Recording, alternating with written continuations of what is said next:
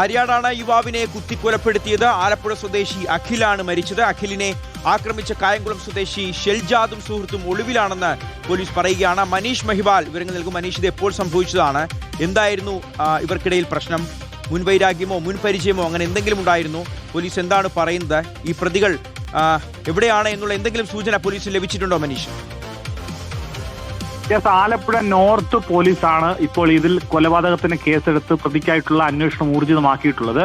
നിലവിൽ പോലീസിൽ നിന്ന് നമുക്ക് ലഭിക്കുന്ന വിവരങ്ങൾ അനുസരിച്ച് ഇത് ഗുണ്ട കുടിപ്പകയിൽ തുടർന്ന് പിന്നീട് ആസൂത്രിതമായി നടത്തിയ കൊലപാതകമാണ് എന്നാണ് നമുക്ക് പോലീസിൽ നിന്ന് ലഭിക്കുന്ന വിവരം കൊണ്ട് മനസ്സിലാകുന്നത്. ഈ സംഭവം ഉണ്ടാകുന്നത് ഇന്ന് വൈകിട്ട് 5:30-ക്കാണ്. അതായത് ഈ മരിച്ച അഖിലിന്റെ കൊല്ലപ്പെട്ട അഖിലിന്റെ പിതാവ് അജിയും മാതാവ് മഞ്ജുഷയും സഹോദരനുമാണ് വീട്ടിൽ കഴിയുന്നത്. വീടിനോട് ചേർന്ന ഒരു ഷെഡിലാണ് കൊല്ലപ്പെട്ട അഖിൽ താമസിച്ചിരുന്നത്. അങ്ങനെ കൊല നടക്കുമ്പോൾ വീട്ടിൽ ആരും ഉണ്ടായിരുന്നില്ല. അങ്ങനെ വൈകിട്ട് 5:30-ഓടെ ഈ അഖിലിന്റെ വീടിന് സമീപം എത്തിയ പ്രതി ഷെൽജാദും മറ്റൊരു സുഹൃത്തും ഉണ്ടായിരുന്നു. ഫോണിൽ വിളിച്ച് അഖിൽ വീട്ടിലുണ്ടെന്ന് ഇവർ ഉറപ്പിച്ചിരുന്നു. തുടർന്ന് ഗേറ്റ് ചാടിക്കടന്ന് അഖിലിനെ ഒറ്റ കുത്തിന് കൊലപ്പെടുത്തുകയായിരുന്നു.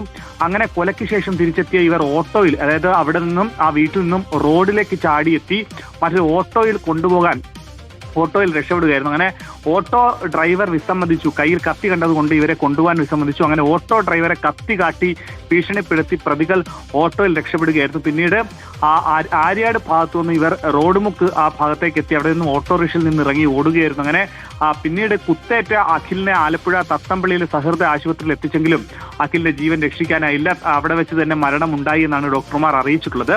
ഇവർ രണ്ടുപേരും, അതായത് ഈ കൊലപ്പെടുത്തിയ ഷെൽഷാദും ഒപ്പം തന്നെ മരിച്ച അഖിലും നേരത്തെ ഏതാനും ദിവസങ്ങൾക്ക് മുൻപ് ബാറിൽ വെച്ച് ഇവർ തമ്മിൽ തർക്കമുണ്ടായിരുന്നതായി സൂചന ലഭിച്ചിട്ടുണ്ട്.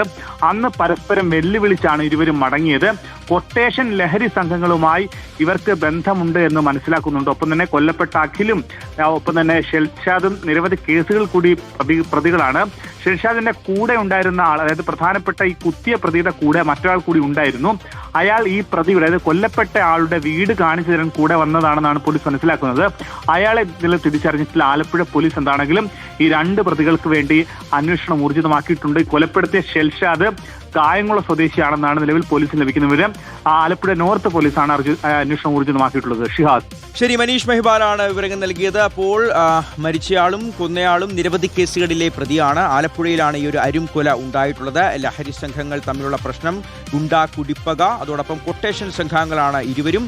അപ്പോൾ പരസ്പരം ഒരാഴ്ച മുമ്പ് ഇവർ വെല്ലുവിളിച്ചു. ഇന്നിപ്പോൾ കൊന്നു തീർക്കുകയാണ്. രണ്ട് പ്രതികളും ഒളിവിലാണ്. പോലീസ് അന്വേഷണം തുടരുന്നു.